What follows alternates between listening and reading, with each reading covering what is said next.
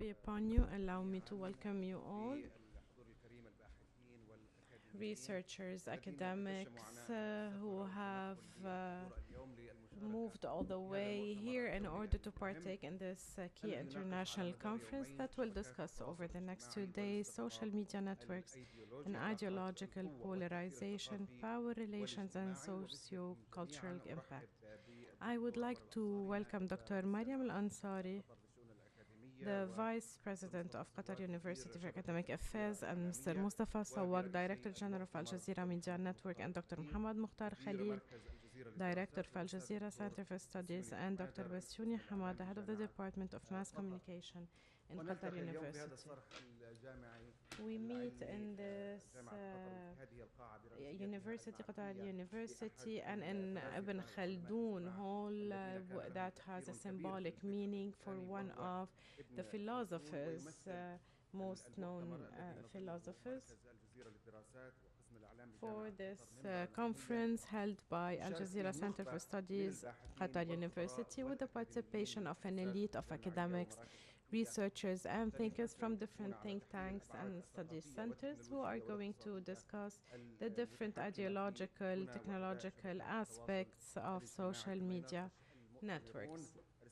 They'll also discuss the commercial abuse or exploitation of social media networks, algorithms, artificial intelligence.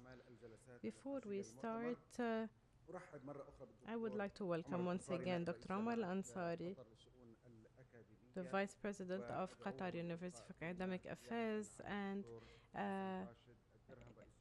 he will speak on behalf of Dr. Hassan Al-Derham.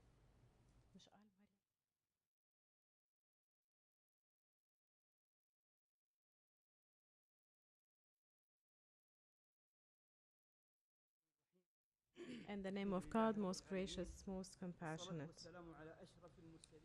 Prayers be upon Prophet Muhammad, his family and companions.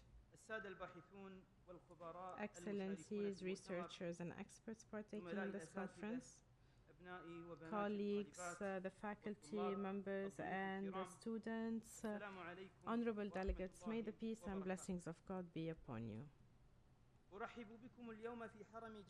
I would like to welcome you today in Qatar University as you get ready for launching the social media networks on ideological polarization, power relations and socio-cultural impact conference.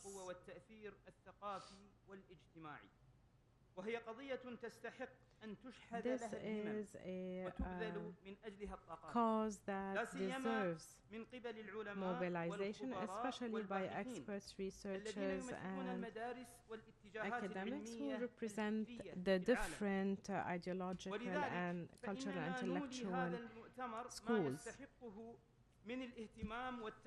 So we give high interest and high support to this conference as it is part of Qatar's efforts to promote dialogue and looking for sustainable scientific solutions in the interest of humanity. This conference will discuss a number of challenges.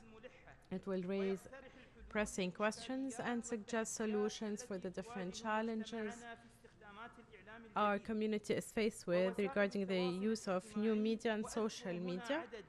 And here I mention a number of such challenges, which will be discussed by the conference thoroughly.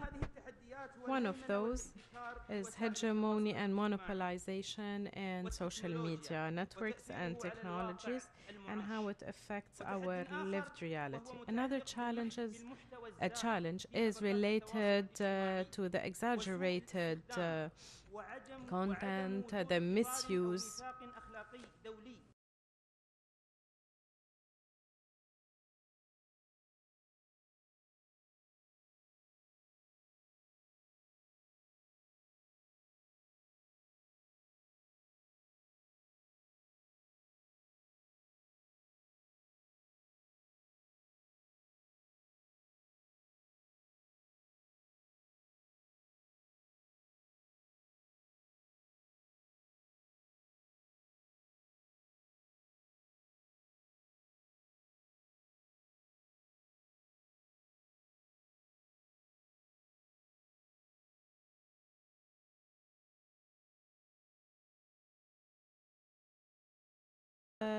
next 2 days going to bear fruit and answer or help answer the challenges and the questions that are now of utmost concern for the different academics, researchers, experts, scientists, etc.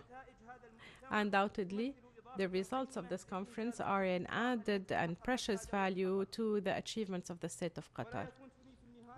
I cannot but extend my thanks and appreciation to everyone who contributed to this conference, our colleagues in Al Jazeera Center for Studies, brothers and sisters, and the Media and Communications Department of the Faculty of Journalism. Thank you.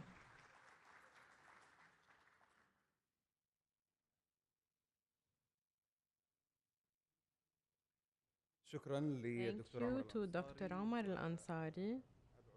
I call upon Dr. Mostefa Souag, the Director General of Al Jazeera Media Network, to deliver his speech.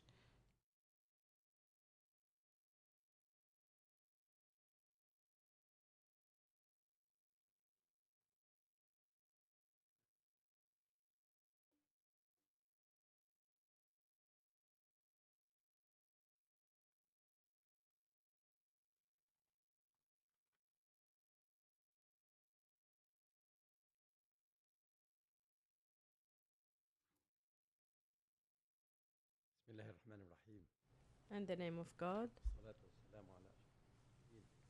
prayers upon the Prophet.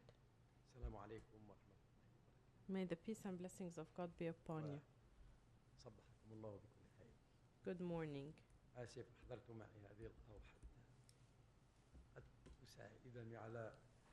I'm sorry, I brought my coffee with me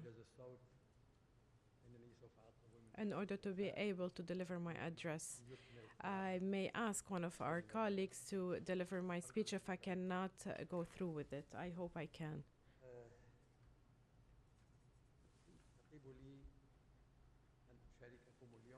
I would like to welcome you all in this inauguration of this research conference held by Al Jazeera Center for Studies and the Media Department and Qatar University within an international geopolitical context where further doctrinal and political polarization is happening, and we see the conflict of different narratives to control and hegemonize the current narrative and the making of the international public opinion. Social media networks that started as platforms for meeting, for networking, for blogging, for discussing and dialoguing has become or have become a tool promoting and fomenting this polarization. This was identified and concluded by a number of research papers, like the research paper supervised and presented by the Notre Dame University by Lisa Church on the impact of social media networks on conflict and democracy in 2021, and the study that was prepared before that, the anthropologist in Duke University, Rebecca Stein, digital militarization regarding the Israeli occupation in the social media age. Such studies reveal the impact of technological transformations and the digital media, which is used for digital wars like the one done on Qatar under the blockade and the one that is currently exercised and practiced by the Qatari occupation with their labs having developed some very dangerous tools. You all know a lot about them. So, the mechanisms of international conflicts in the world today indicate the impact of those social media networks on international relations and countries' internal affairs, both on the East and the West, and the examples are many within this context. It suffices to talk about the Russian-Ukraine war, the Israeli occupation, and the sectoral or sectarian polarization by the Hindus against Muslims in India. And this was raised by the Cambridge Analytica controversy in 2016, that is 2023, Israeli group. So other such examples are added to this. Their aspects, economic, political, cultural, social aspects thereof. Undoubtedly, the research interest in this is going to increase recently by academics, experts, think tanks, different organizations and institutes, especially under the large dissemination of social media networks that allowed individuals to have their own media tools. Statistics show that the number of social media users has now gone over 4.7 billion users, and it is expected to go beyond 5.4 billion users in 2025, nearing around 9 billion users by 2027.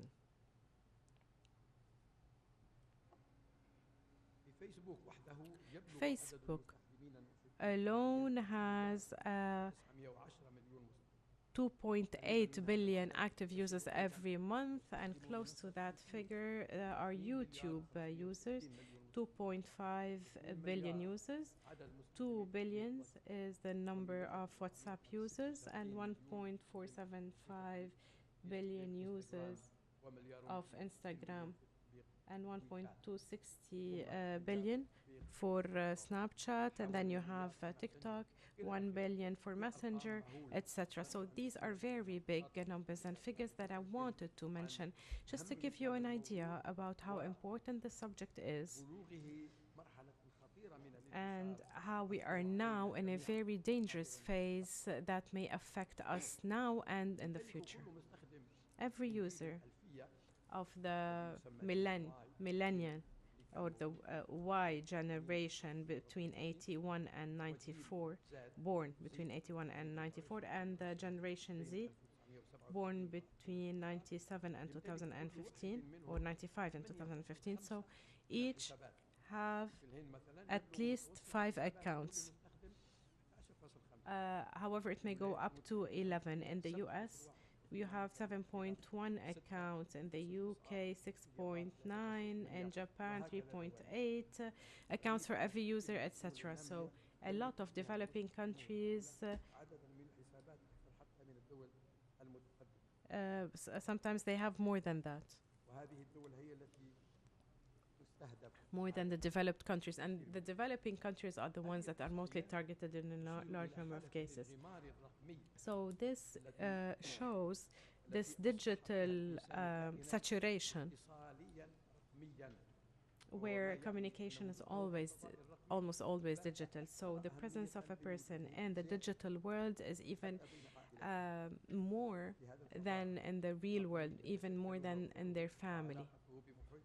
And it is in this digital world that the dynamics of their relationship with others are formed. The identity is formed on the social media network, which extends to different platforms as well.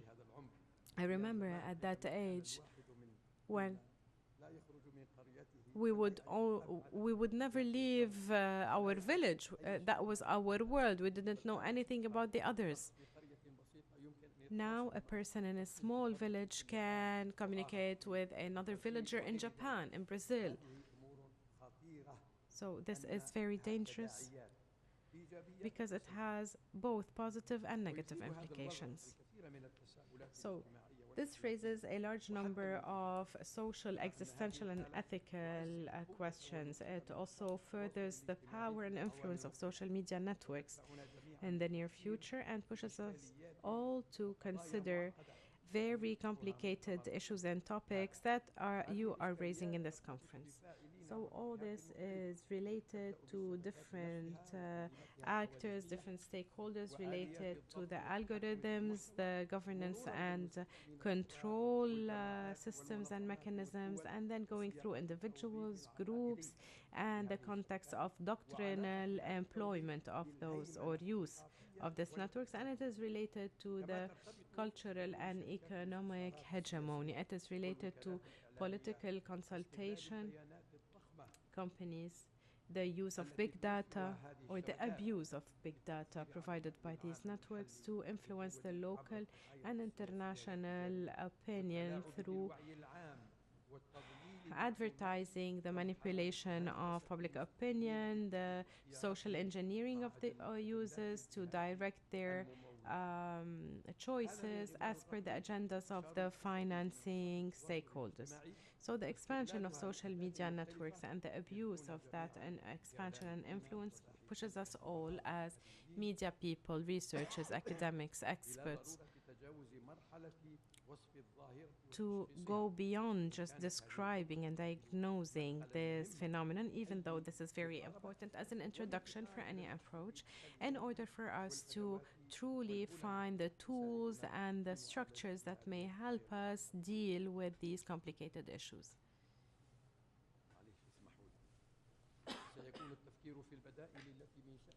So, considering alternatives that anchor accuracy, integrity, transparency, and justice is going to be very important in this conference because the impact of ideological synthesis of those networks and the economic and political hegemony not only affects individuals but also social and political entities of the country's stability and the natural development of society. Research and academic work that you are doing right now through the thorough analysis of the different topics on the agenda makes your conference an excellent, inspiring platform on the future of social media networks and encourages the research community to look into the implications of the causes that we are discussing. So I call upon you to thoroughly reflect on these topics and to publish that on the different social media networks so they are the founding cornerstone of the future solution. Once again, I'd like to welcome you all, researchers, academics, experts, and guests, and I hope you enrich us with your proposals, ideas, and new systemic views on how to deal with topics and issues at hand. Before I leave, I want to tell you that I had wished to speak a little about the danger of social media networks when it comes to the hate speech. I think we are all suffering from that, and I think this is the most dangerous aspect of this world because the world is interconnected, as we've mentioned, because those who want to foment hate do not fear God, do not fear people, and do not even care, knowing that this may cause conflict, violence, problems, and wars. I hope you discuss this in your special ways and to consider having special events and conferences on this specific issue. Thank you. God bless you. Peace be upon you.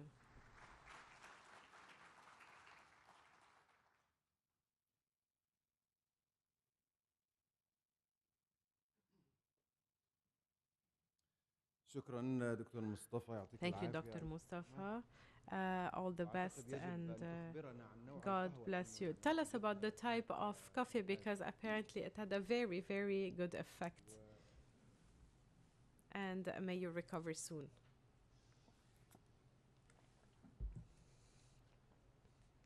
دكتور مصطفى قال إنه Dr. Mustafa واحد كان لا يعرف said that we only knew before the villages we lived in, and we remember indeed in the past when you would ask about the health of some people, you would ask, let's say I come from Eritrea, and maybe you don't know the Eritrean cities and towns. Like in Qatar, let's say, how are the people of Al Khor, Al Wakra, Ruwais? But now, indeed,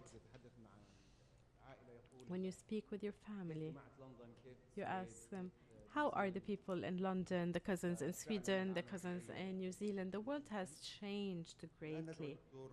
Now we call upon Dr. Mohammed Mukhtar Al Khalil to deliver his speech, the director of Al Jazeera Center for Studies.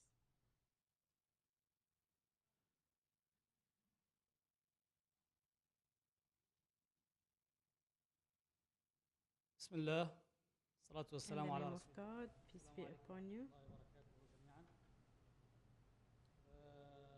أجدني في هذا المقام محرجا بالحديث I feel a little embarrassed after speaking about after the two known scholars on this issue. بين مقامين مقام الحمد ومقام الشكر. I have appreciation and thanks, appreciation for having achieved the opening of this conference, عليه هؤلاء الخبراء العلماء overseen by a number of experts وقضوا and ساعات academics طويلة who have spent tireless hours to select very thoroughly the guests, the papers, موضوعاته بالطريقة التي تفيد يستفيد منها الجميع. in a way that is الوقت فأتقدم إليهم beneficial to all, and we would like to thank them first and foremost. جامعة قطر I cannot but على thank هذه الشراكة Qatar University for this special تكون مفيدة للجميع. scientific partnership that I hope is beneficial for all. الدكتور مصطفى صواغ I call upon Dr. Mostefa Souag and thank him أول لحظة دون تردد for having answered our invite immediately and partaking in it despite his health issue. He insisted on honoring us with his presence. After the two speeches that we have heard by Dr. Mustafa and on behalf of Dr. Al-Derham, we have to note one specific point, and I do not want to steal other people's ideas. يبحث عن التأثير. هذا المؤتمر ليس مؤتمرا نظريا. This conference تهتم is addressing وتجترح issues علميا معينا. لا، هذا المؤتمر يبحث في التأثير مباشر. that tackles وهدف الأعمال كبيرة. direct impact. When we were selecting this topic with our colleagues from Jazeera Center for Studies, we made a logical decision. It was said that a Saudi national would spend 7 hours online daily. Some people use it for business, others for entertainment.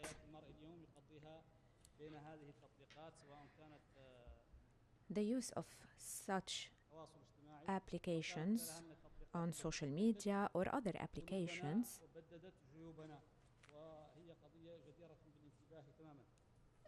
is a topic worthy of our attention. When we explored this topic, we were looking at where countries would be heading, and we hope that all the advantages of social media would lead or would not lead to polarization. We know that competition and polarization is a continuous concept. Once again, I would like to thank you for your presence. We know that we have a qualitative audience here. Once again, I would like to thank Qatar University and Al Jazeera administration for the coordination and cooperation. I value this opportunity and I hope that we will have good deliberations that would allow us to focus on specific topics of high impact, and I wish you would enjoy the sessions of this conference.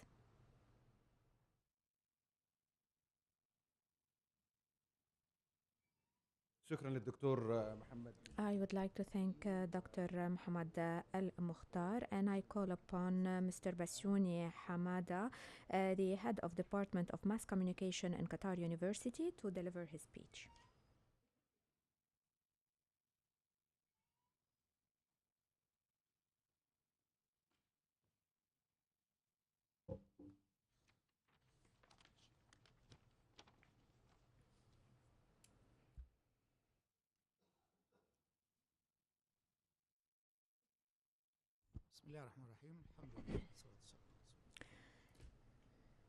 May the peace and blessings of God be upon you. السيدات والسادة Thank you all for being here الأكاديميون today. والطلاب. Today marks the beginning of an event that has been more than 1 year in the making. It is a great honor and pleasure to share with you some of my tentative ideas on the main theme of this conference and to define the big questions and challenges that this joint academic event between Al Jazeera Center for Studies and the Department of Mass Communication at Qatar University is held to discuss. All of you know there is no topic more fundamental to international society than information. Who produces it, controls it, publishes it, who can access it, and how it is finally managed and used and impacted upon politics, economy, society, and international relations. In this context, and due to the fact that social media are increasingly being used as an information source, we have to pose this question.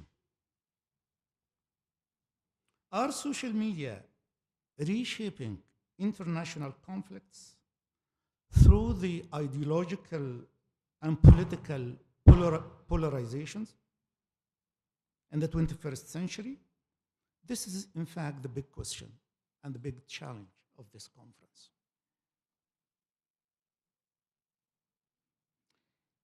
Its importance stems from the fact that social media networks is a battlefield on which power is contested and conflict is managed.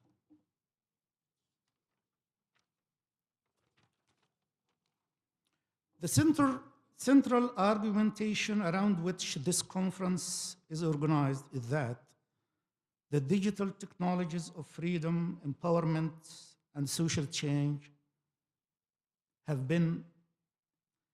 become tools in the hands of powerful countries in the contemporary world system to impose their ideological, economic, and political domination.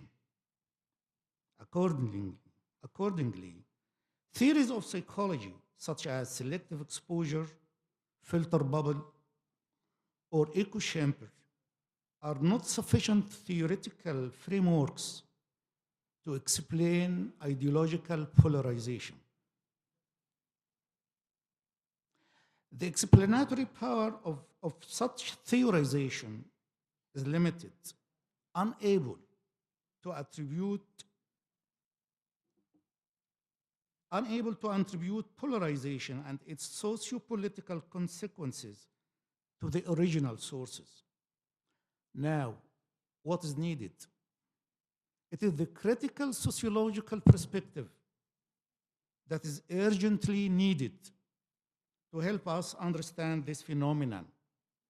It is no surprise to know, it is no surprise to learn that ideologies are modalities of power that are involved in the formation and maintenance of unequal social and political relations within and between nations and cultures. What are the big questions of this conference? Are social media reshaping global conflicts in the 21st century, and to what extent? Two, what forces that determine the ideological polarization in social media, and what are its socio-cultural consequences? Is ideological polarization in social media a new wave of the cultural and socio-economic hegemony of the West?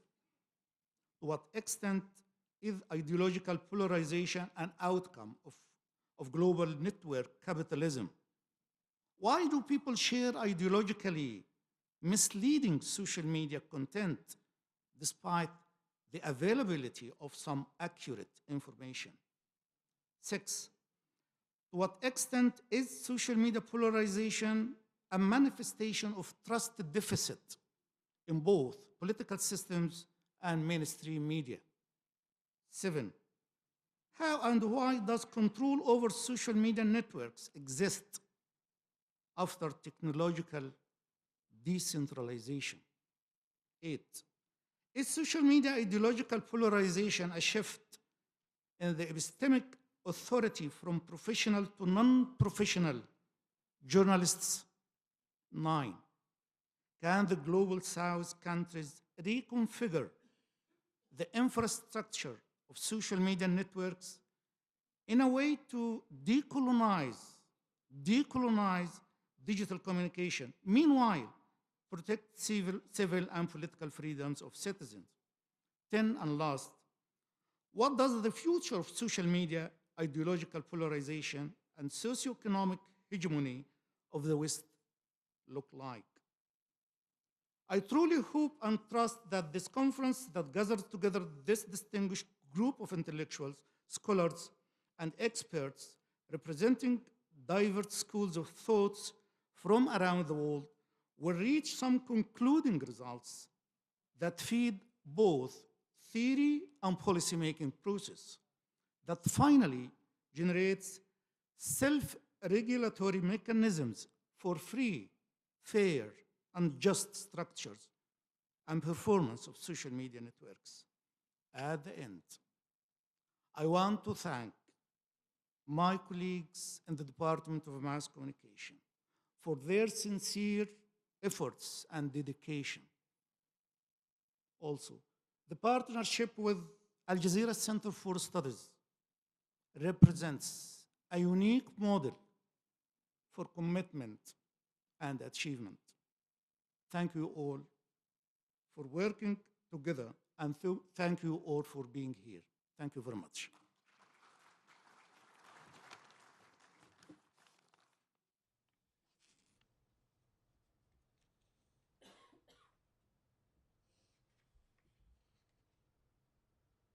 شكرا للدكتور بسيوني حماد رئيس I would قسم like الإعلام to في thank جامعة Mr. Basyouni Hamada from the head of the Department of Mass Communication at Qatar University. We will have a keynote speech by Mr. Manuel Castells, the social media and political polarization.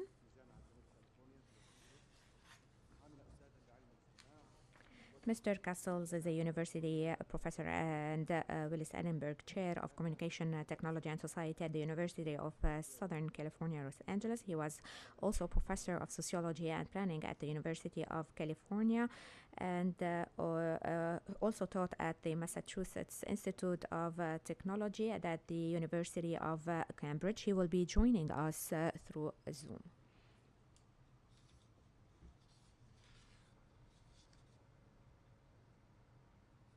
Hello. Hello, Dr. Good morning. مرحبا. I would like to, أرغب first of all, to thank. Uh, Excuse me, there is a technical problem first to solve. If I very much appreciate the work of the translator, but I should not be hearing the translator because that will interfere in my capacity to deliver the speech. Please. So change the feed, the audio feed, and I should not be hearing the translator. You منكم should إذن be, أن تعالجوا because هذه I'm sure it's a المشكلة very good translation. الفنية، But I cannot be talking لأنني أسمع and صوت hearing the الترجمة translation. وأسمع صوتي Okay? بنفس الوقت، وهذا Now, يعيقني this said, بشكل let's كبير. start. Let me first إذن thank اسمحوا لي very بداية sincerely أن أبدأ the Al Jazeera Center for Studies بشكر and مركز the Qatar الجزيرة University للدراسات for وجامعة this قطر invitation to على participate دعوتي in a most للمشاركة important في conference هذا المؤتمر with a highly distinguished audience. البالغ الأهمية مع وجود هذا As per the الحشد request of the organizers, من I will try to present الجمهور. سوف some ideas and research أعرض findings عليكم بعض on the نتائج topic of the دراسات relationship حول between العلاقات بين social media وسائل and التواصل الاجتماعي political and ideological polarization that والاستقطاب is happening all over the الاجتماعي world. والسياسي الذي يشهده I العالم will أجمع. speak for about 45 minutes as I was asked to, and then we'll have about 30 minutes to address your questions and elaborate on that. I am totally flexible to any change that you want to introduce in this format. Let's start from the big picture. The big picture is that in all societies throughout history, power relationships are the producers of legal norms and institutions of governance. To some extent, I would say they are the DNA of societies.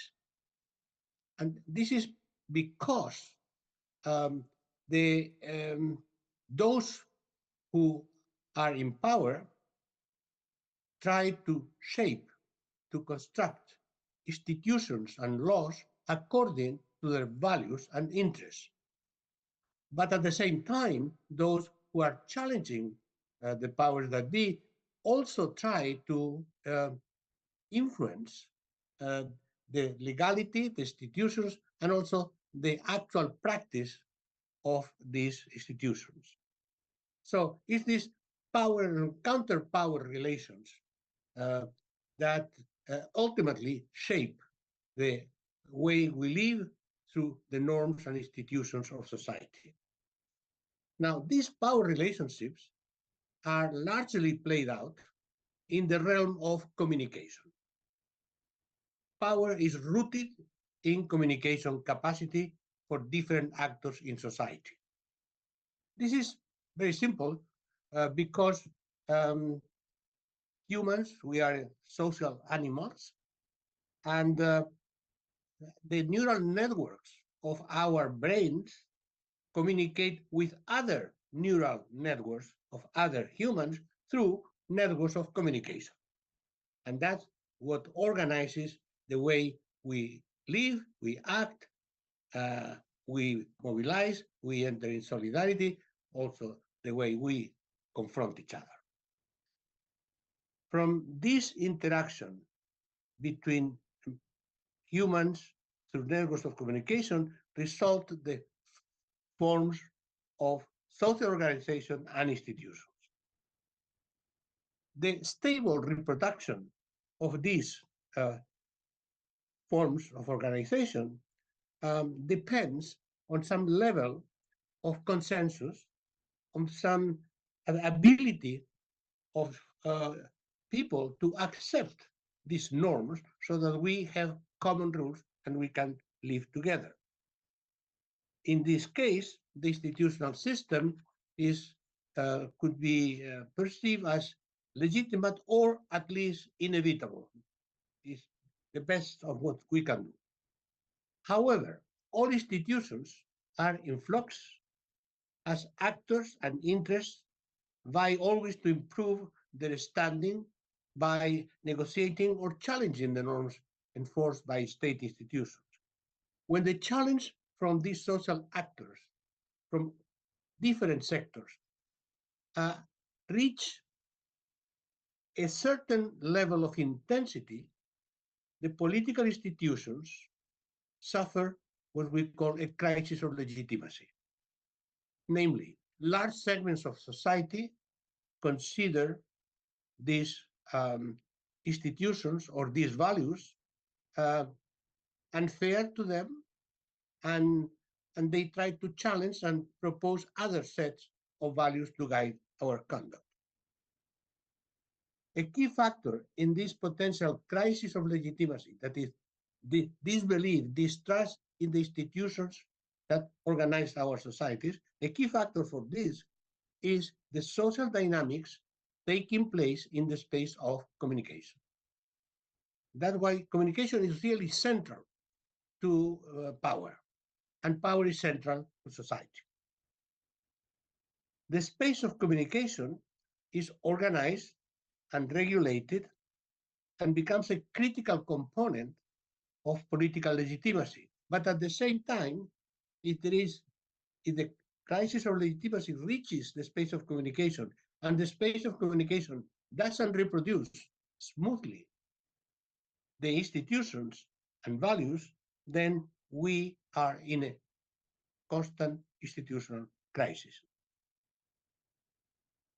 So the point is that, as has been said by the previous speakers very correctly, uh, for most of human history, the technology of mass communication, meaning the communication that can reach everybody potentially, the technology made possible the formation of communication institutions, communication organizations that were in control of the communication process, and they were controlled by either the state, political institutions, by economic organizations, corporate business, or by ideological apparatuses and cultural apparatuses, meaning churches or religious institutions at large. Now, with the rise of new technologies, of network digital communication technologies, which are relatively recent in history, I remind you that the internet was first deployed in 1969.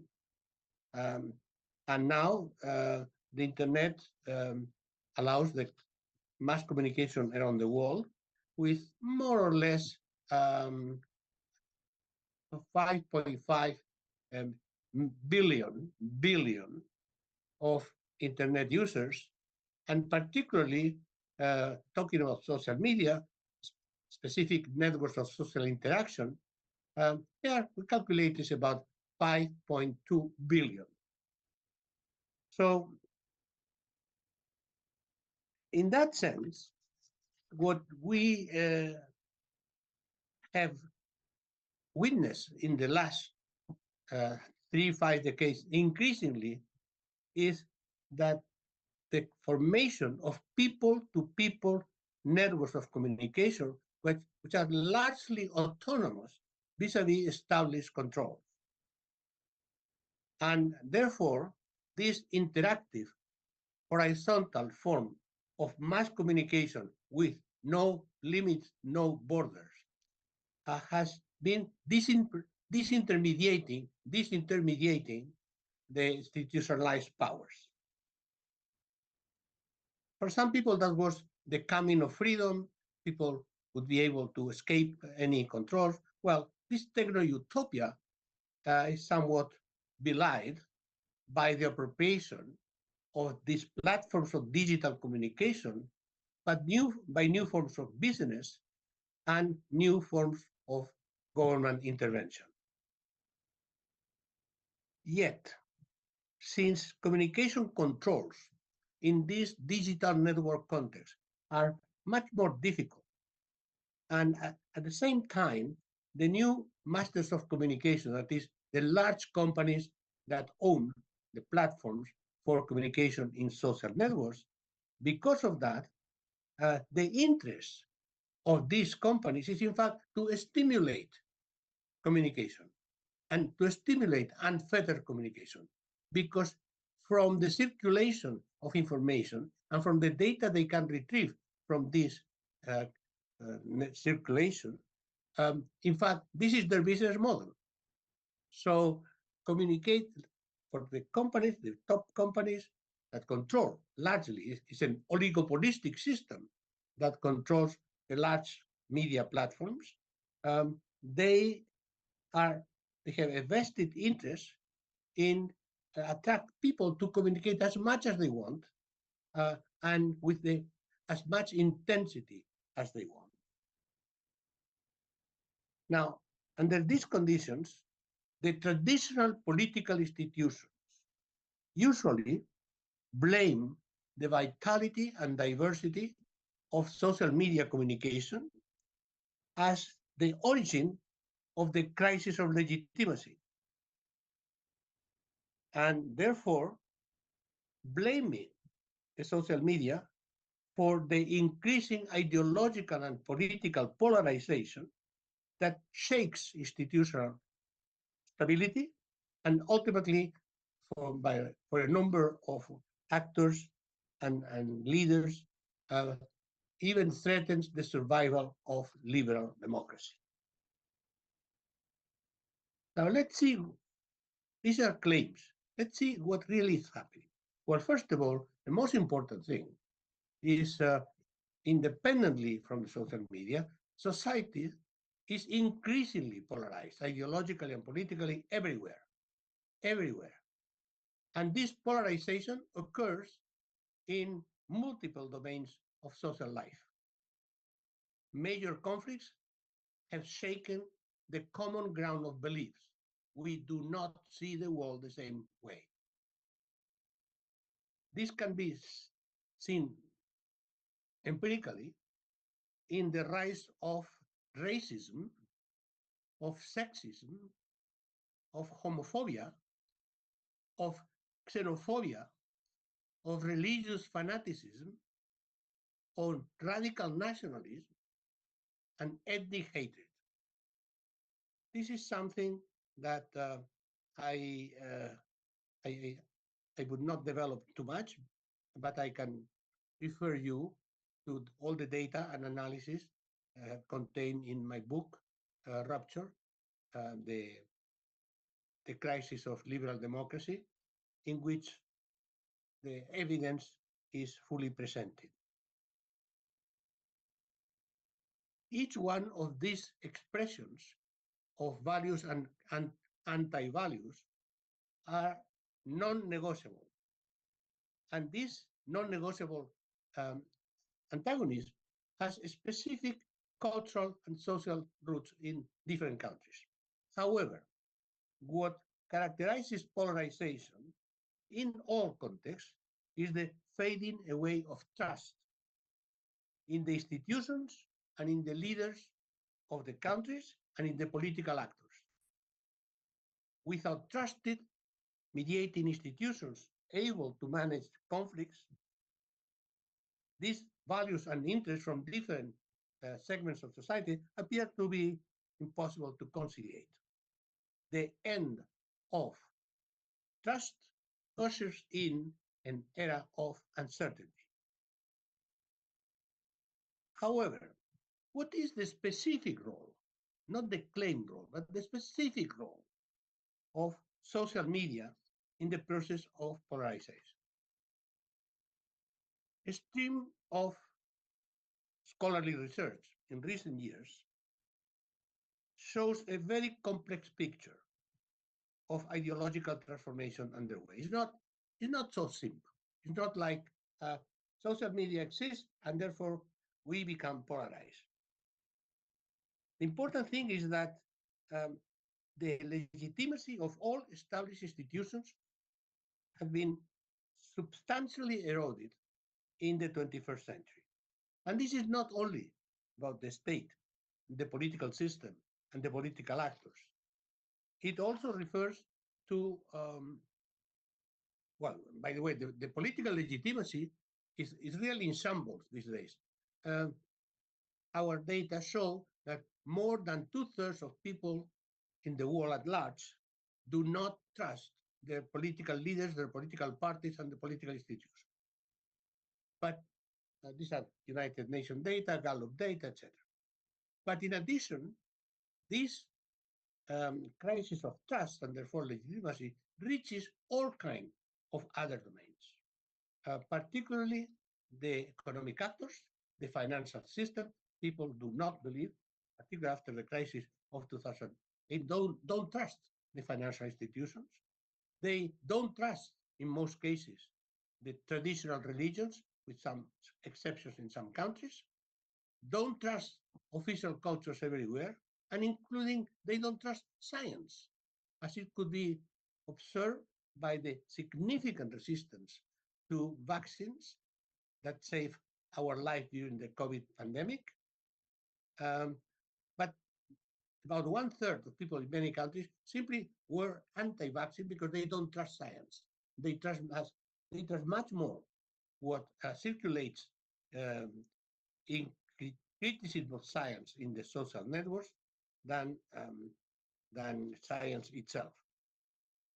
So distrust of the elites and their messages have dramatically increased.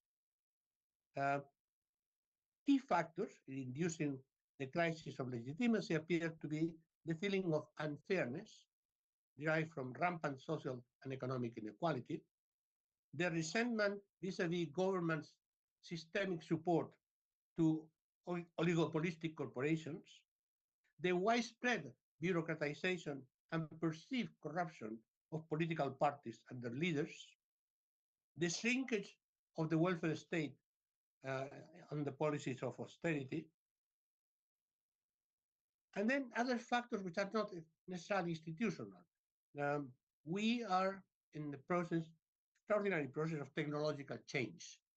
Well, large segments of the public opinion in the world are fearful of this fast and controlled technological change. We have entered blindly into a new technological world, and people simply are scared. And fear is the most negative of all emotions. And in order to overcome fear, the idea is to find whatever magic solution and in our forms of communication. The ultimate derivative of this is that because we don't have institutions of mediation, because we don't trust any institution or any truth, then ultimately much of the world has entered a period of pervasive violence in everyday life. The number one problem in the minds of the people in most countries is violence, fear of violence. In addition, the awareness that the climate crisis threatens the livability of our species in the planet increases uncertainty. So, as we say in America, a perfect storm is formed with nobody capable of lead and create consensus at the helm of the governance institutions. And so this collective uncertainty and individual anxiety populate the internet, spreading rumors, spreading disinformation, misinformation under multiple forms. We live what some people call in a post-truth age. There is no truth for large segments of the population. And therefore, we have entered in the distortion of reality in a mass self-communication system. By self-communication, I mean that people organize their own networks of communication with little regulation. Now, why is so? Because, as I referred to, the large oligopolistic companies that own the platforms of communication, their business model is to increase traffic, to increase interaction. And the more people are polarized, the more they hate each other, the more they are active. in this traffic. So our new communication system functions at high speed through electronic interactive networks and in a segmented mass communication that mixes truth, lies, partial lies in a cloud increasingly incomprehensible. But there is something else. What is, in fact, in the role of social media daily practice in relationship to ideological and political polarization? So this is something that is, I insist, is very important. We start with the fact that there is massive ideological and political polarization everywhere, which is not, in principle, it exists from multiple sources that I mentioned, and ultimately is a crisis of trust. Now, given this context, what is the specific role, the actual impact of social media in relationship to this polarization? Well, these are the questions that everybody may have an opinion, but fortunately, that's what social science is for. Social science can help us to answer this fundamental question. Given that there is ideological and political polarization, given that we know basically the social and cultural roots of this polarization, what is the role, or there is no role, of the social media in this process of growing polarization?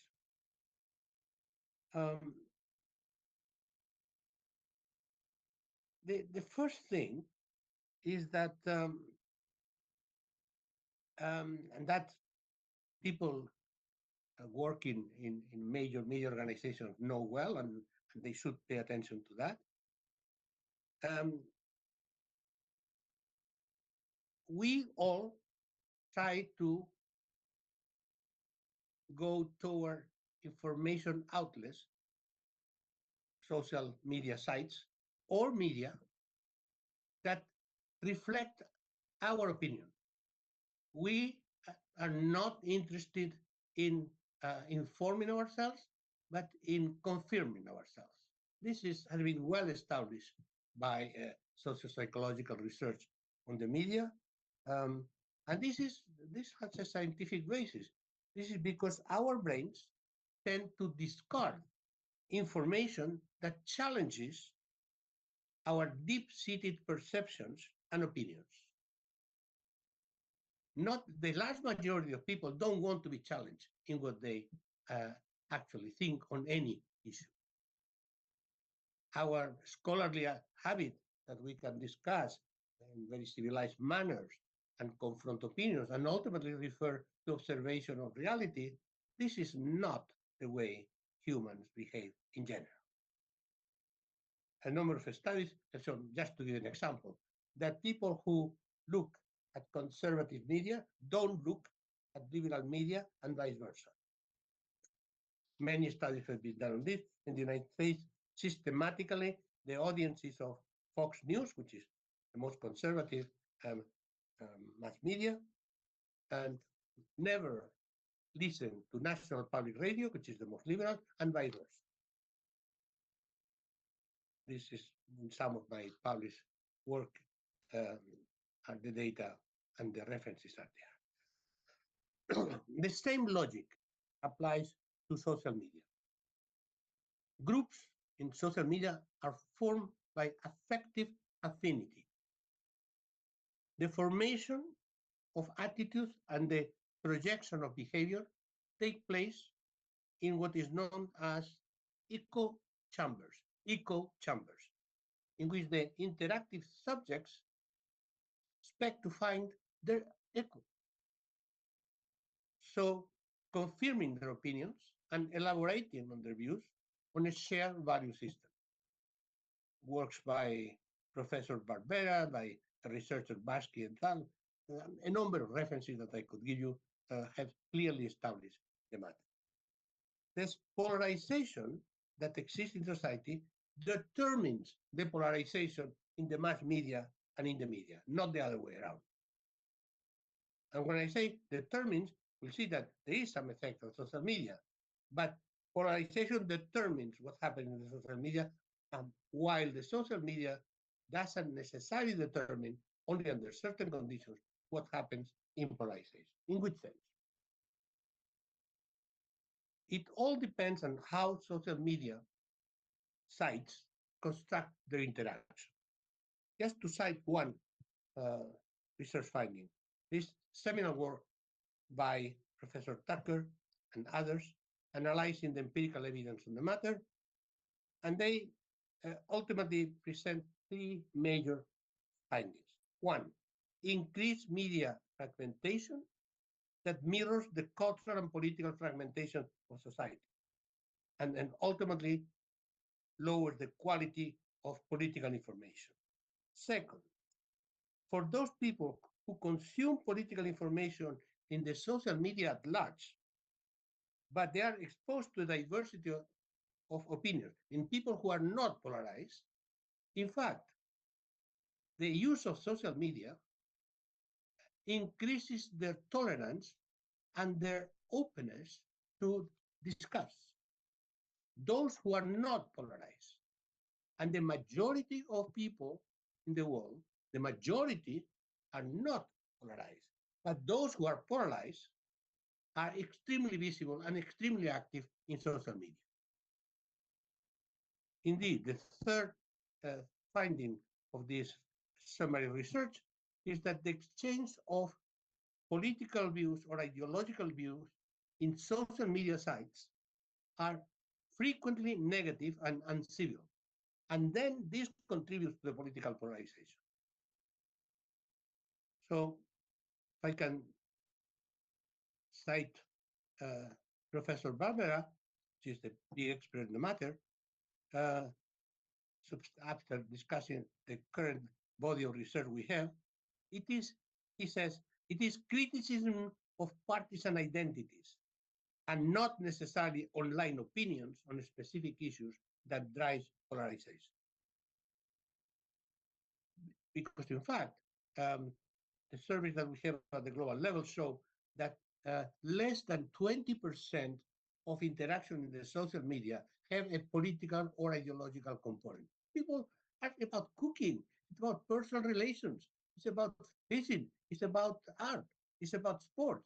Not necessarily everybody is obsessed with political ideological polarization, but those who are then are the most active in social media. Here is one critical study that can show the not necessary connection between use of the internet and polarization. A study by Boxell and others in the United States that became a point of reference. Greater internet use is not associated with political polarization among different demographic groups. Example, between 1996 and 2016, political polarization increased substantially, increased political polarization in all age groups. However, it increased twice as much than the average among people older than 65. Those people exactly who have the less use of internet and the less active in the internet.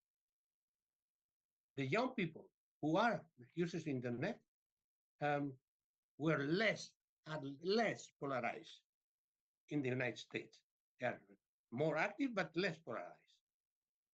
However, for people who are politically polarized, then the use of social media exacerbates the radicalization, particularly for the extreme right. It deepens polarization and intolerance in society because they are the most visible in the communication space. And in addition,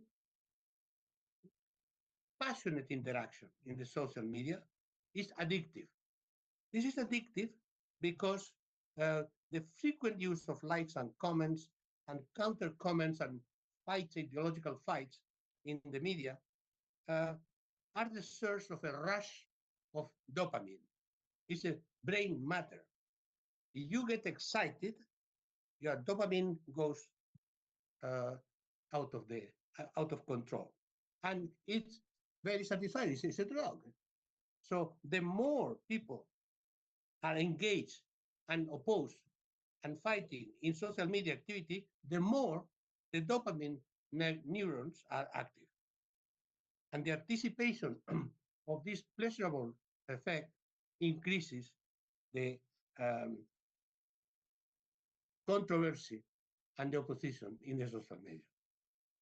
The virality also then speeds up the diffusion of misinformation that is accepted uncritically for the users who would like this to be the truth and not whatever fact you can show to them.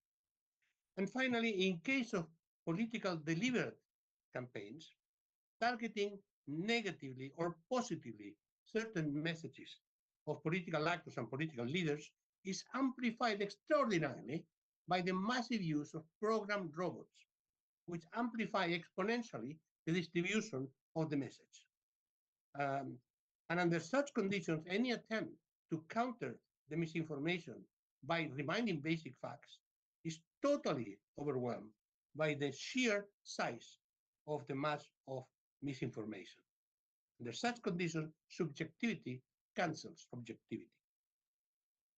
And the poor, good professional journalists that try to stick to the facts are read by those who are in principle in agreement with what they say, and not by the others. By the way, this massive use of robots in political campaigns has been a critical factor in important electoral victories, as the studies show. Trump in the United States, Bolsonaro in Brazil, in the Brexit campaign in the UK, Meloni in Italy recently, as well as the growing influence of extreme right groups in France, Spain, or Sweden.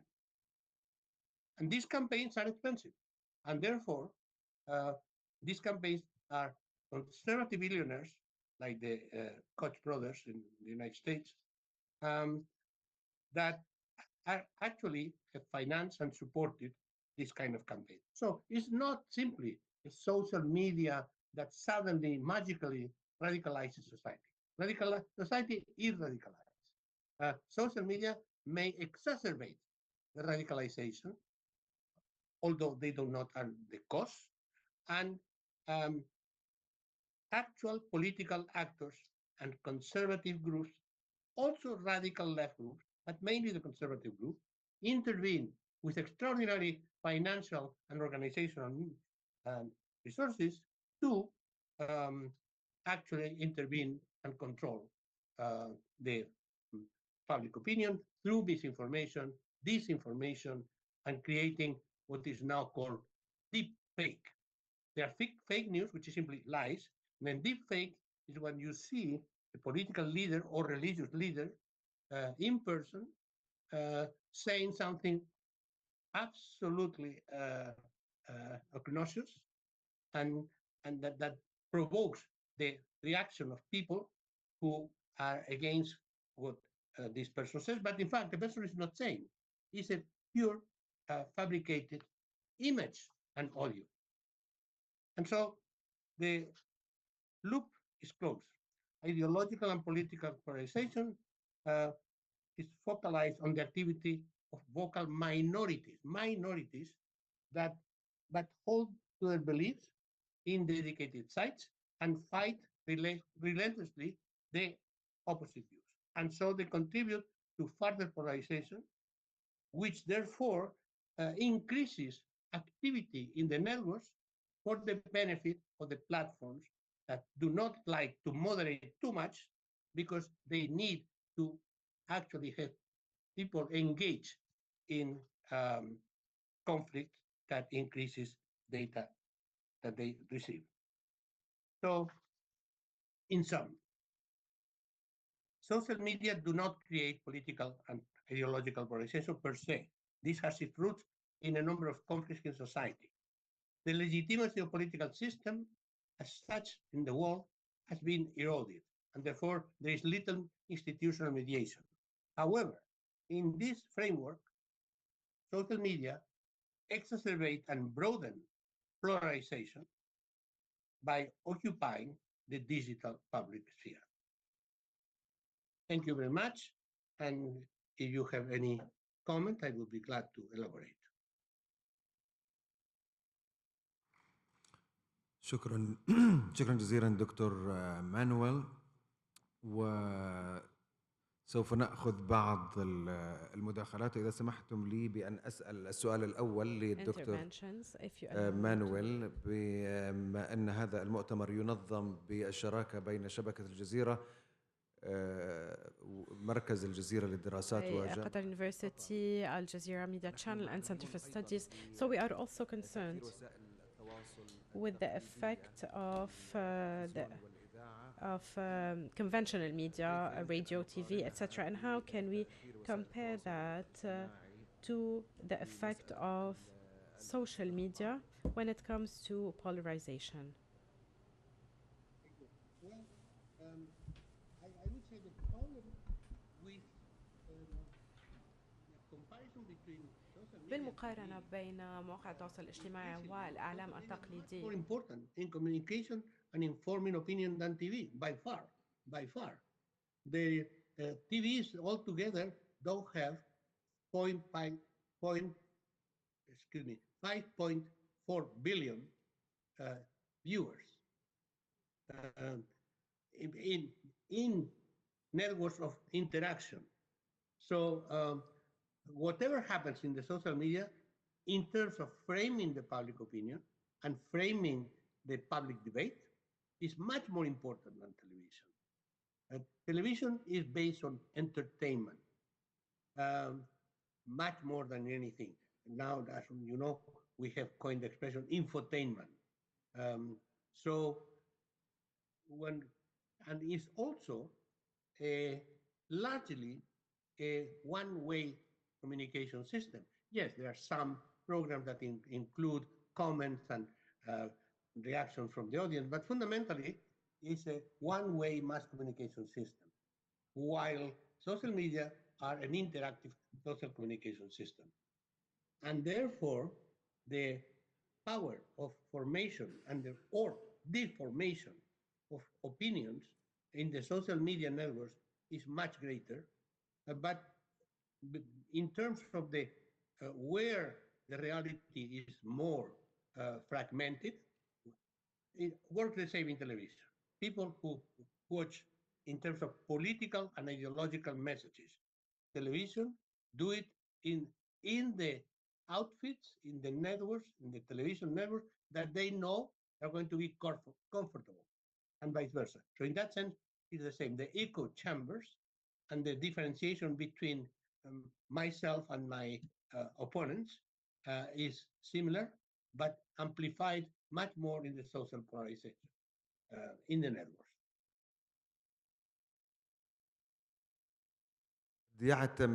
هذا قد يعتمد على المجتمع الذي نتحدث عنه، لأنه في بداية الربيع أحداث الربيع العربي على سبيل المثال لاحظنا تأثيرا كبيرا للقنوات التلفزيونية في مسألة الاستقطاب، مع العلم أنه في بلدان قد تكون فيه نسبة الأمية كبيرة، وبالتالي even in areas where you have a high level of uneducated people, of illiteracy, a lot of people were relying on TV and radio and didn't have even social media accounts.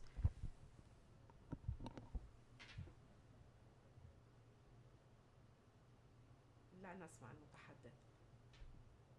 5.4 billion of people practicing as regular users of social media in a planet of 8 billion.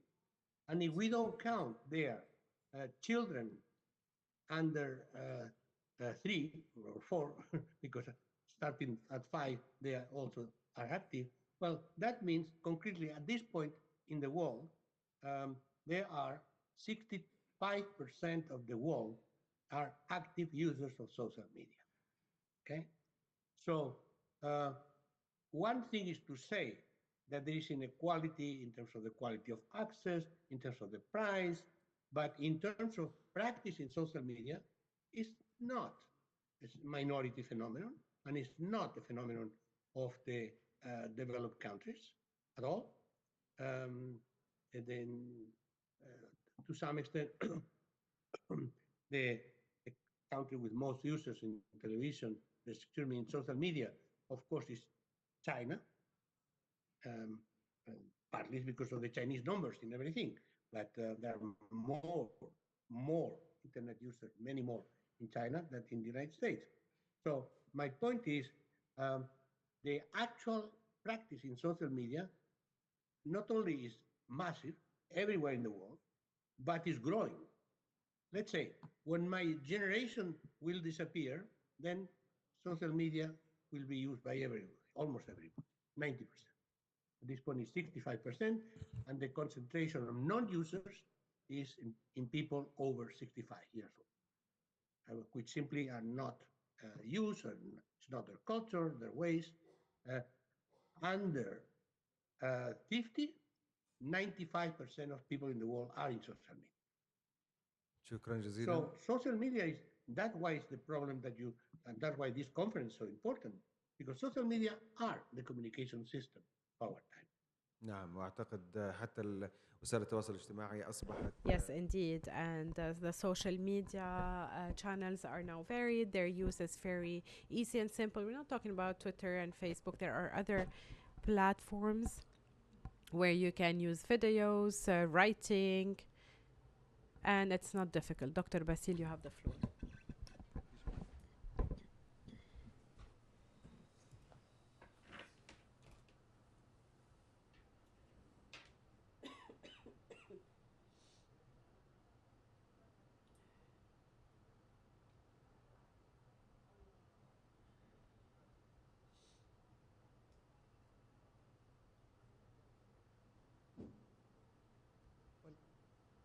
Thank you very much, Professor Castles, for شكرا بروفيسور كاسلز على قبولك دعوة قسم الإعلام بجامعة قطر ومركز الجزيرة للدراسات على هذه I will start my comment or question from your central idea when you said that power is rooted in communication that ultimately shape the society. This is good. But given the fact that the United States owns and controls the three pillars of the internet, hardware, software, and network connectivity.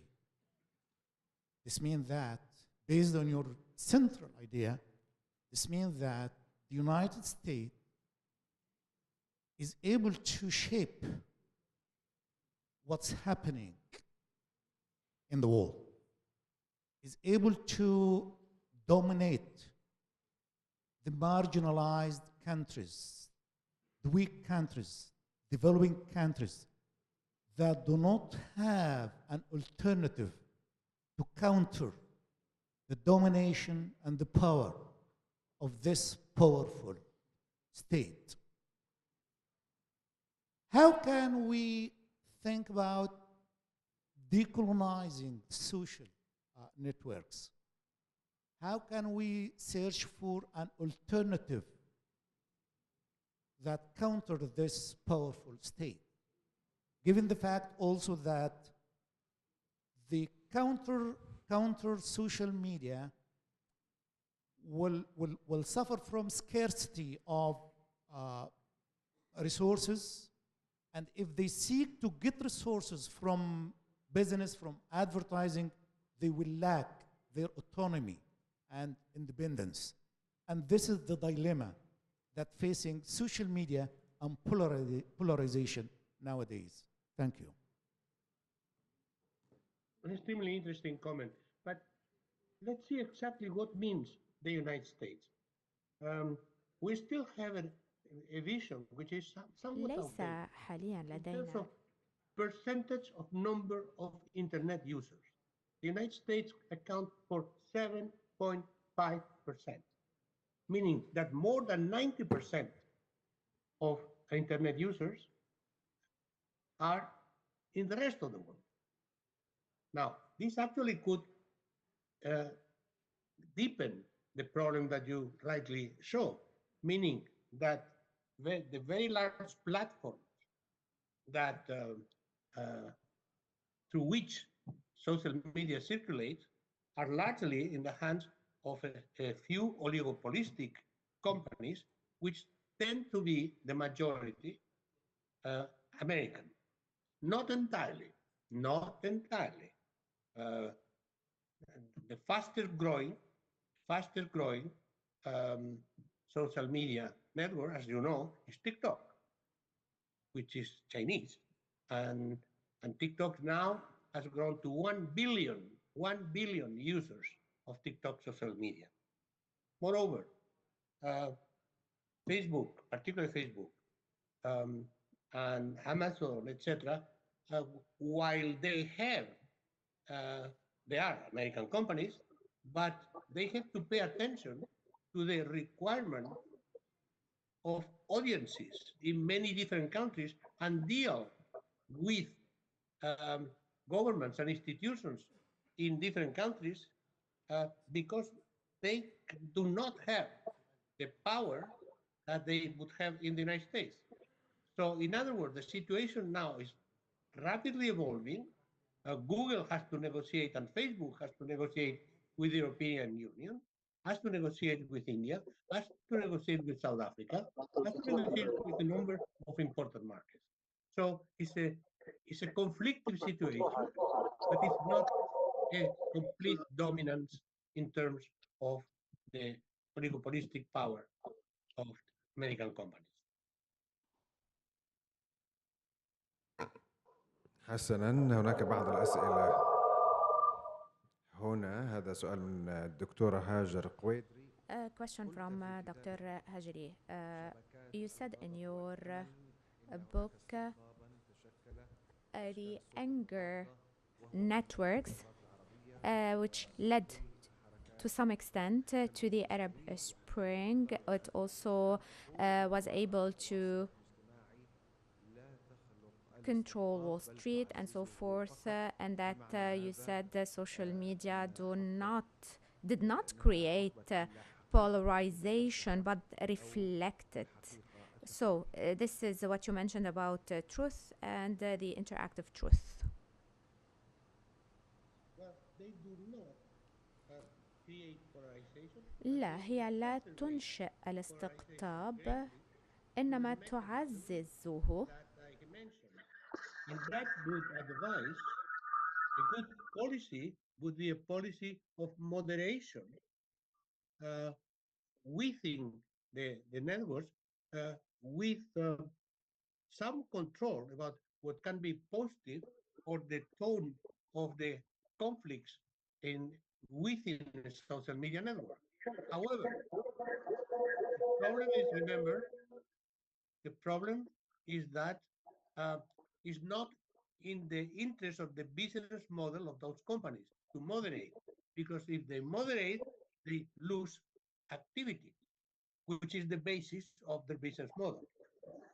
Now, the other thing is that these companies um, sometimes uh, pay attention to the pressure from the public opinion, the pressure of governments, and they introduce some moderation.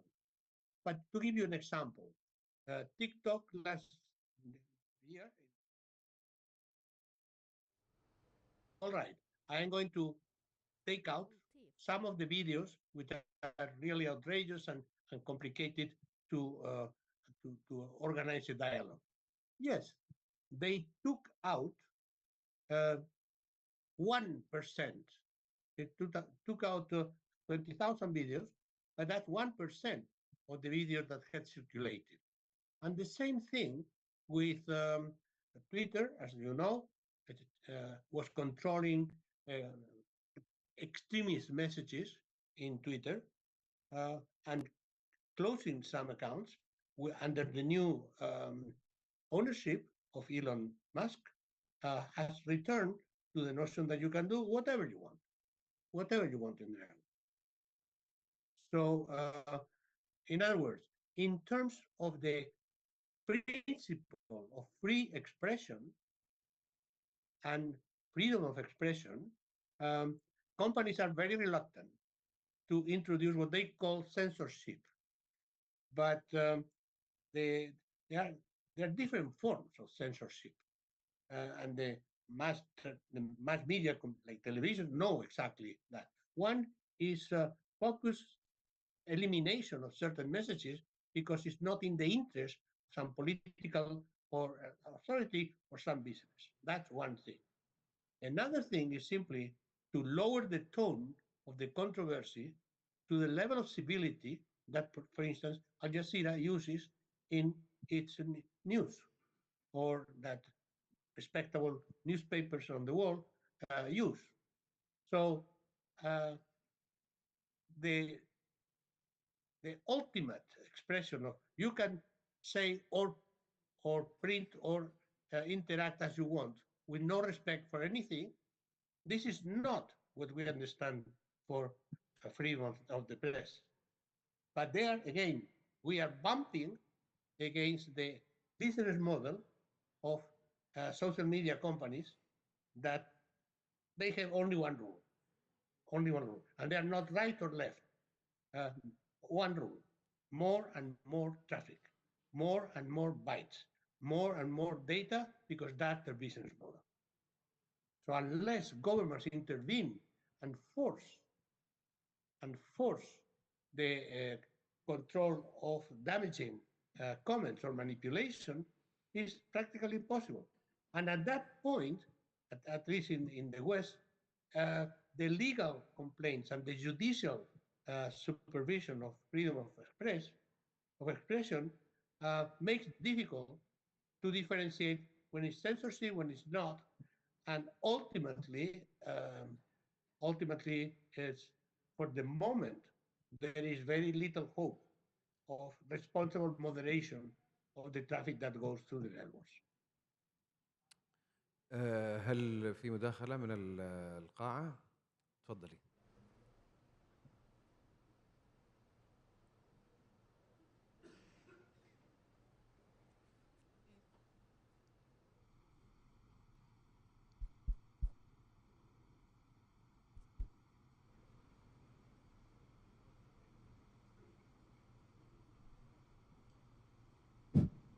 Any more comments? Yes, please. My name is Fatma Al-Zahra. I am from Cairo University, Egypt. And I'm very happy to listen to your speech today, because the last time I've met in Hyderabad in 2015 in IAMCR conference, and you have delivered your speech about the converting meanings of, instead of saying sharing knowledge or sharing culture, we are in the cultural share environment after the social media rise. So you have highlighted many insightful ideas, and my main question, to what extent do you agree or disagree with the what said that de-evaluating or neglecting the main traditional practices of traditional media, like validity, accuracy, credibility of resources, and other values of traditional journalism specifically, has catastrophic implications and deconstruction consequences on democracy and the Western world, and also on the rising, accelerating the rising extremist right-wing parties in different countries in the world. You're absolutely right.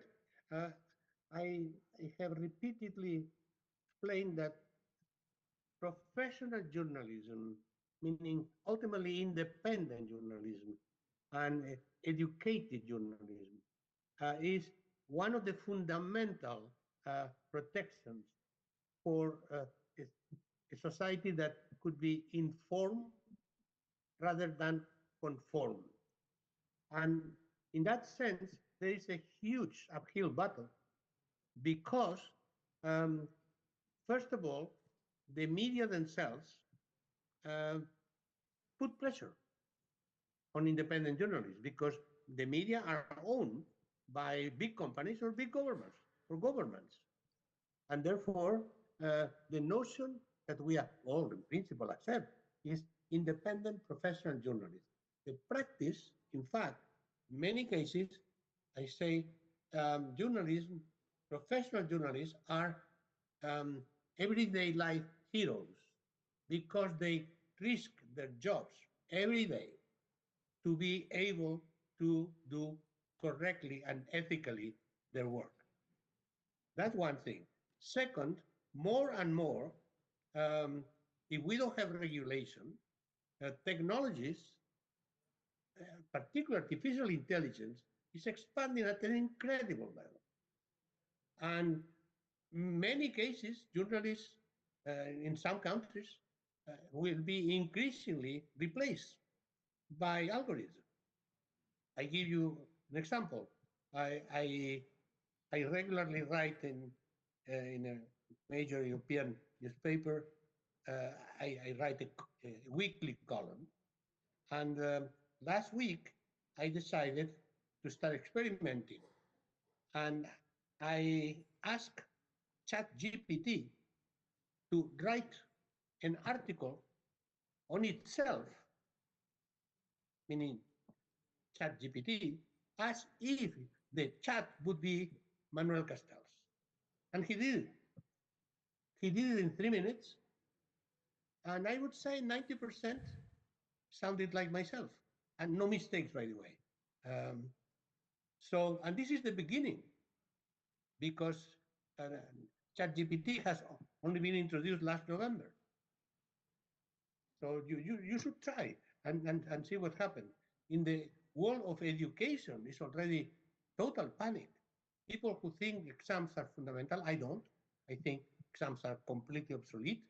But people who base education on exams, they are rushing to obtain ways to understand if a student is the student or it's ChatGPT, and which is the same company that produces OpenAI, that produces ChatGPT and the antidote to ChatGPT. So we are starting to go into a world in which machines, particularly algorithms, we talk machine, it's not the hardware, it's the algorithm, are able to do a number of tasks that only the human brain could do. But the same way that in an automobile factory it's better to introduce robots because they don't strike and they don't have a request for social benefits, the same way in the world of information, many of the tasks that we are now performed will be done by relatively obedient algorithms. So I do think that this is not a problem that can be solved at the level of the specific media companies or through interaction with researchers and academics. This has to come from the institutions. In my personal knowledge, the European Commission is the one political institution that is more advanced in renegotiating the meanings of professionalism, journalism, and truth, and fighting misinformation. But this is an absolute requirement for all governments in the world to start doing that, while trying to be careful of not mixing that with repression, free expression, and starting censorship. This is the very delicate balance. But to really know exactly what to do, what not to do, what are the limits, this is where academics and professionals or journalists collaborating could find ways, could find an accommodation of human values and political values of democracy with the new technologies and with the new environment. And this is what I think, that's why I think this conference is fantastic. Because otherwise, the social media, at this point, there's uh, another trend developing now. It's just the beginning, which is, okay, this society, this world doesn't work anymore. So let's escape reality. Escape reality. So we are going to live in the metaverse, and we are going to live through our avatars. And if it doesn't work, we follow Elon Musk and we go to Mars to restart the human species there. Evading reality, escaping reality through technology is one of the greatest dangers of our time. حسنا دكتور مانويل، هناك سؤال من إحدى الطالبات أفنان from سعيد a أحمد، student present here. What is the importance of raising awareness against the risks of social media, and to what extent can this lead to a better experience of the audience? A better experience? Yeah, of course, social media and media in general are not just about political information and political civility, but they're also about culture. They're also about trying to reflect the beauty of our different cultures in our world, the beauty of the nature, the awareness that we are a whole. So this ultimately is what I call education at large. But education at large doesn't mean boring television or trying to make people able to read a scholarly journal. No, it's simply professionalism in the field of communication, communicating different things, which starts with very good schools of journalism and departments of media as yours that try to create the awareness and the skills in professionals which have to defend the old values with the technologies and the knowledge of our current state of the art. في اتفضل.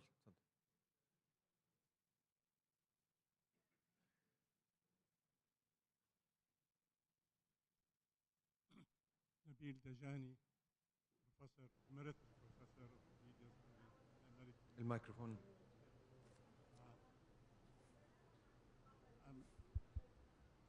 I'm fascinated by the conversation because عفوا، لا نسمع سؤال المتحدث من القاعة. Okay. I'm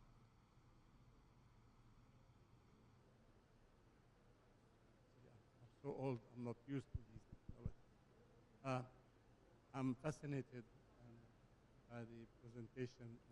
I'm in full agreement. لفتني هذا العرض، وأنا أوافق على ما ذكرته. قبل أن أبدأ بتعليقي أو بسؤالي للمتحدث، by the question raised by Sayyid Uthman al-Farah when he referred to the traditional media as radio and television.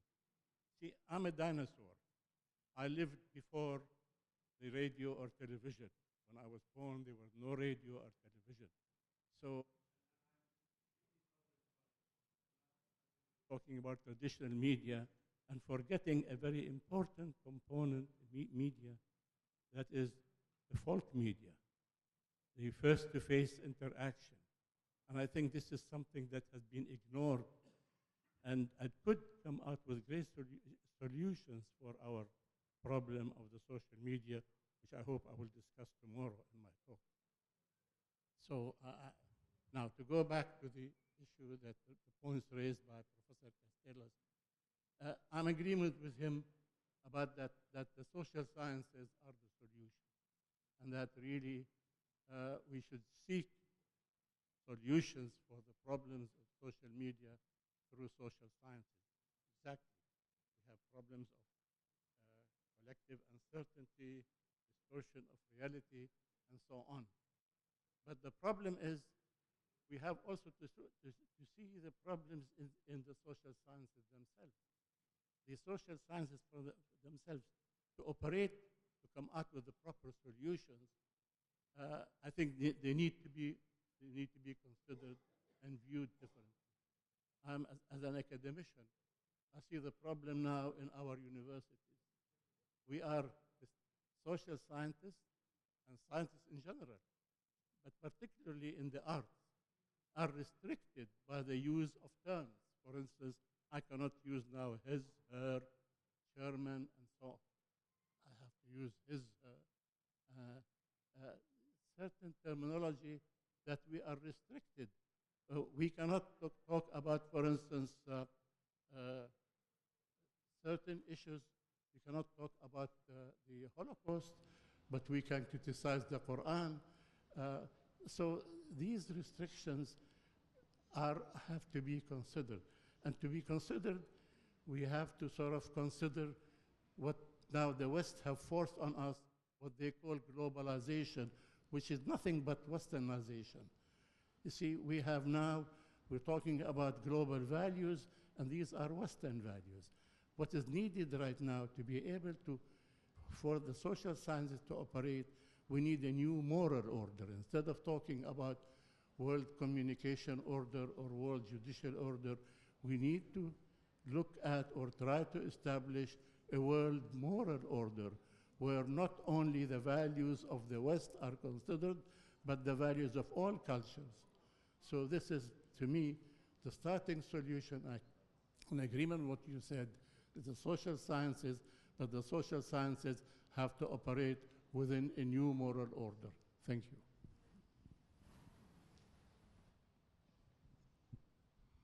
Agree with your statement. But let me try to differentiate two things.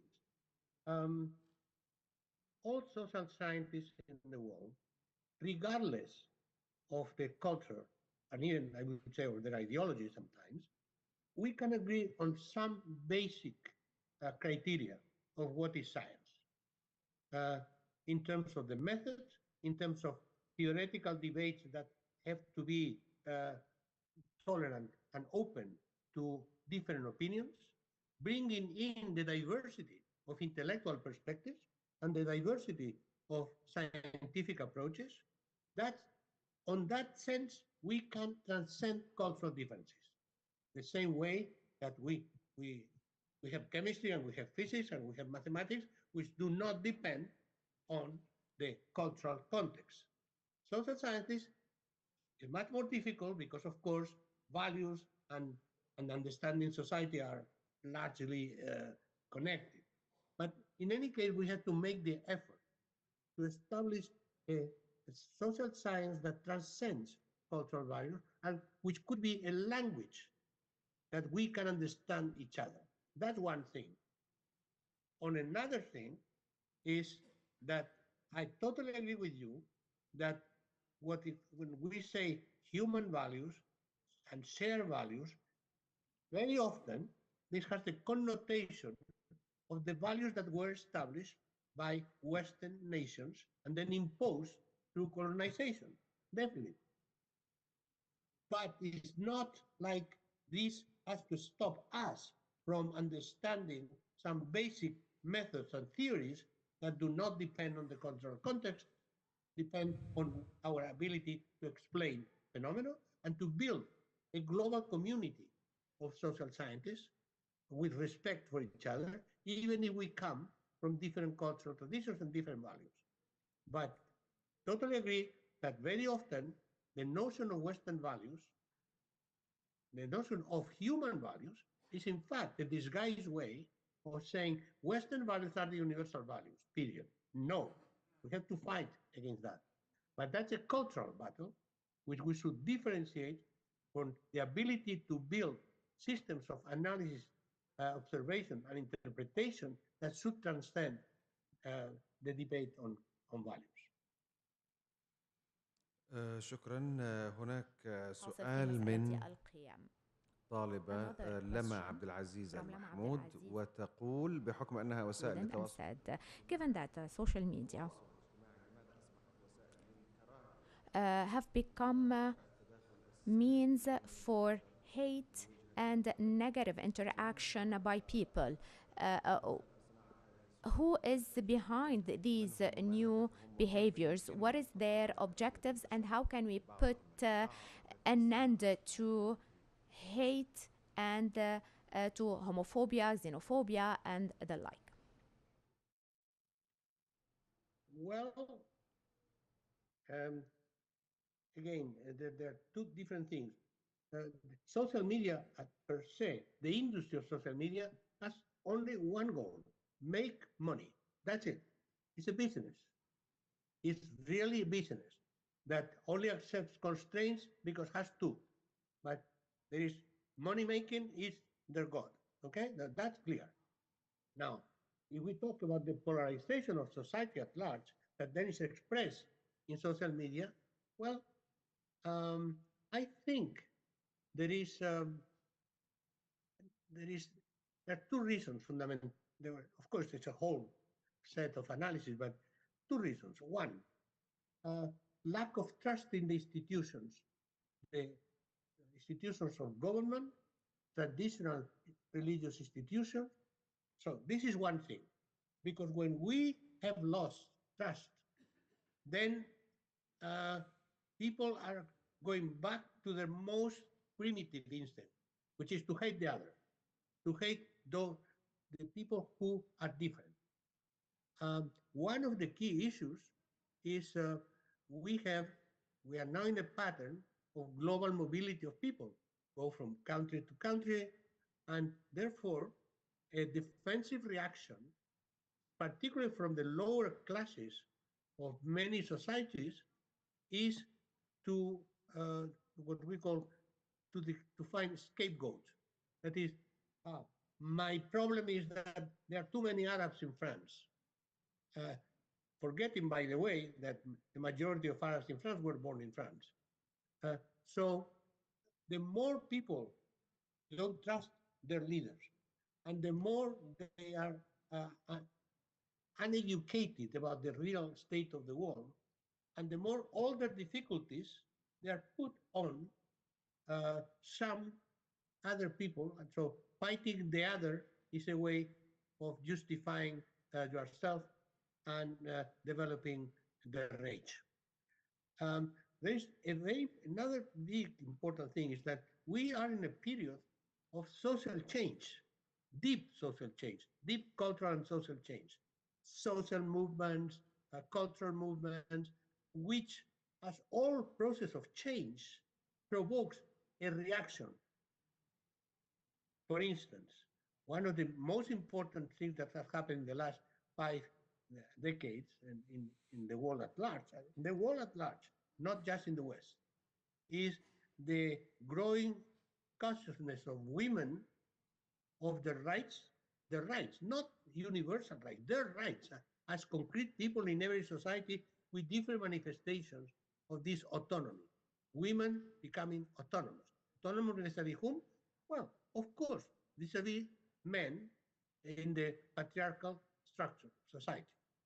So this, which is truly a movement that will not stop and which is changing already many things in many societies. And I insist, this is not the United States, this is not Western Europe, this is worldwide. So the reaction is a primitive male reaction. Many men are insecure. They are reacting violently. And in addition, when this is mixed with the recognition of gay rights and lesbian rights in many societies, which is what it triggers homophobia. Homophobia was always there, but is much more active now because as a reaction against the recognition of people to have the right to love whoever they love, regardless of any other characteristic. So this is what's going on throughout history. Any process of radical change, and it's change, cultural change, there's political change, there is technological change, there is economic change. On the one hand, disconcerts people. People don't know what's happening and where we are. And therefore, they are afraid. And on the other hand, people who were in positions of dominance, being culture, being gender, they are reacting to preserve their privileges and therefore becoming more and more violent. So we are clearly in a process of social disintegration everywhere, everywhere. Nationalism is resurgent, and we thought that globalization would be a communal globalization, we all together in the global village, and it's not true. Globalization means that the system, economic and technological system, is global. It's totally correct. But it does not mean that it's homogeneous culturally and homogeneous in terms of the interests. And therefore, those people, classes, groups, countries that were in a position of dominance with all this process of change are losing some of their dominance, and therefore this increases the possibility of confrontation. When we don't have institutions to mediate conflicts, then conflicts take over, and conflicts increasingly irrational in terms of the reactions. لدينا نحو 5 إلى 8 دقائق. 8 minutes. تفضلي دكتور.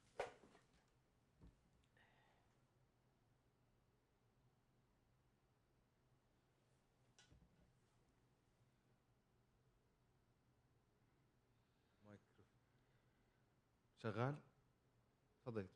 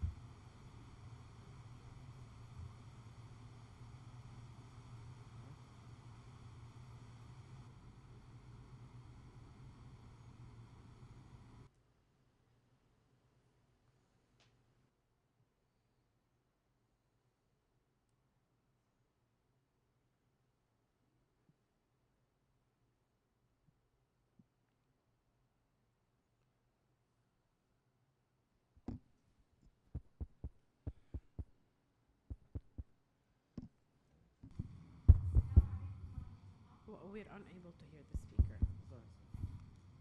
مريم الخاطر أستاذة في الإعلام الرقمي والسياسة في جامعة قطر.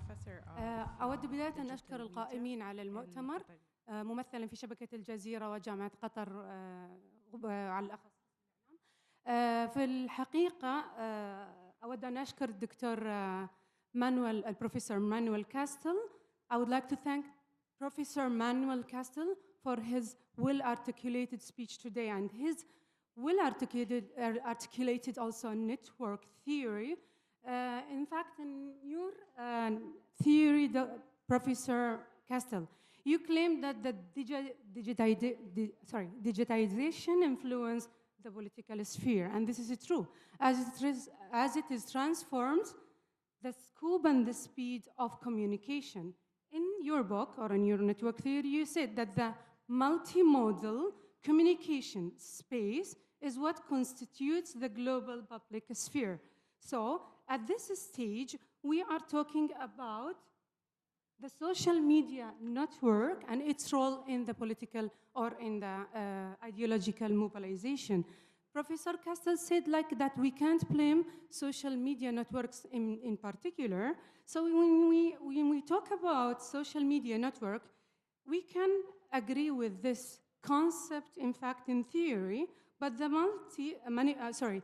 manipulation of social media is associated with the power. So who owns the power? He owns the manipulation of social media. So he is owning or manipulating the society and manipulating the globe or manipulating the virtual public sphere, which is becoming stronger than the regular or the classic public sphere. So at this stage, we can raise the question of to what extent we can apply this notion or this concept in the theory to the age of the AI. So most of the social media companies are competing at this stage, and they are, in fact, competing with each other's. One example is Microsoft with ChatGPT, and we are waiting for ChatGPT 4 at this moment because we have reached ChatGPT 3, and Google is competing with Microsoft as well. So to what extent we can apply this notion to the age of AI and the fast development of the robots and ChatGPT and the AI and the computer or the AI development. So let me to wrap it up. So the manipulation of the power, or the power of owning the network or the tools. So who owns the tools? He owns the public sphere or the virtual public sphere. So would you please, Dr. Manuel Castel, explain it in the term of this notion? Thank you for your time. شكرا جزيلا.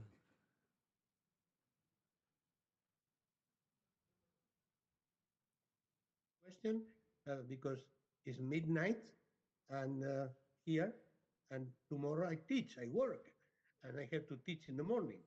But so just let me add one short word to what you say. Yes, the companies, on the one hand, own the platforms, definitely. On the other hand, they compete. So, but they all have the same business model, which is advertising on the basis of our data. And so they have a vested interest in increasing the traffic in the networks, increasing the number of people in the networks, and increasing the hours that we spend through the networks. This is their common interest. And then they compete, but they preserve the same model. So they are together in the same model.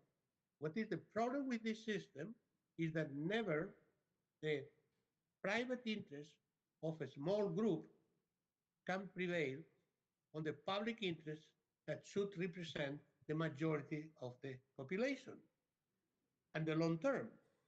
But because we don't trust the institutions, and the institutions often go hand in hand with the oligopolistic structure of the media and social media industry, then in fact, we appear to be powerless, but we are not. We are not, because we have seen in recent times and in the last 10 years, constantly social movements that using the social media, challenge the powers that be, including the powers of the social media corporation. That's why, fortunately, reality in life is not so simple. And where there is domination, there is resistance to domination.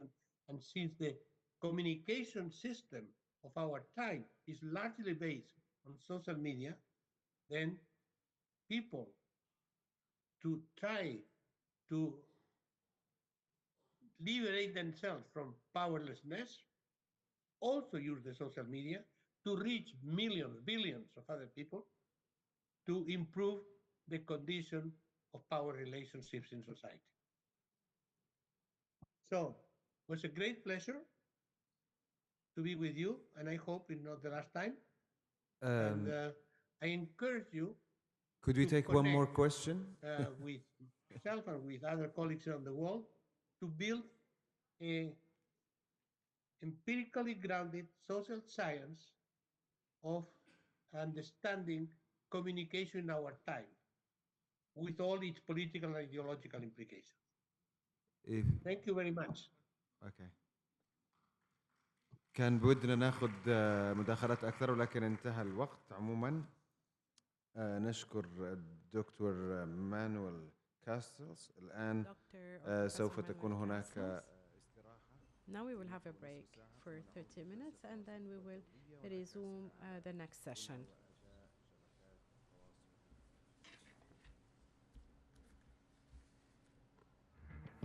Have international powers used social media networks to manage their wars and conflicts? What is the role of these networks in ideological polarization? How can they be used to promote democracy and human rights? Social media networks and ideological polarization. Power relations and sociocultural impact. A conference by Al Jazeera Center for Studies and the Mass Communications Department at Qatar University. On the 1st and 2nd of March 2023.